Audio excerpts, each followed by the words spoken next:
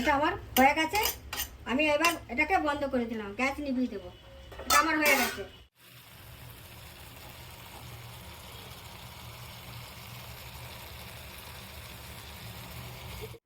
আমি তেল দিচ্ছি, এই মাশরুম আর গাজর আর আলু। আমি এখন মাশরুমটা কিভাবে বানাচ্ছি আপনারা দেখুন। হ্যাঁ, দেখতে থাকুন আপনারা। এই যে আমি তেল দিচ্ছি, এটা হলো সফলা তেল, আমি দিচ্ছি এখন।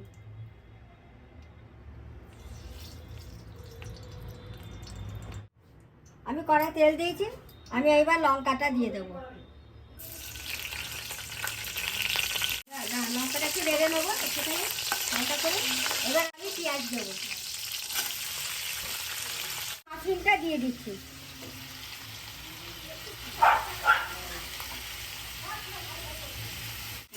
মাশরুমটা দেওয়া হয়ে গেছে, আমি একটু নুন দিয়ে দেবো, দিয়ে দিলাম পরিমাণ মতন। একটু হলুদ দেবো সামান্য, এর মধ্যে বেশি হলুদ দেয় না, সামান্য একটুখানি হলুদ দিয়েছি কালারের জন্য। এটা একটু ফ্রাই করে নেব। এটা ফ্রাই হয়ে গেলে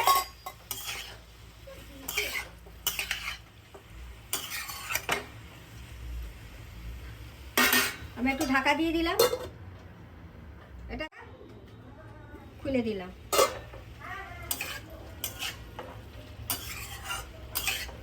এটা আমার হয়ে গেছে। আমি এবার এটাকে বন্ধ করে দিলাম, গ্যাস নিভিয়ে দেবো। এটা আমার হয়ে গেছে।